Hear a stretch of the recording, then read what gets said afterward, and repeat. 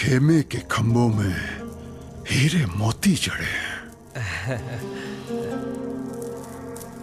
फानूस के शीशों में सोना गड़ा है।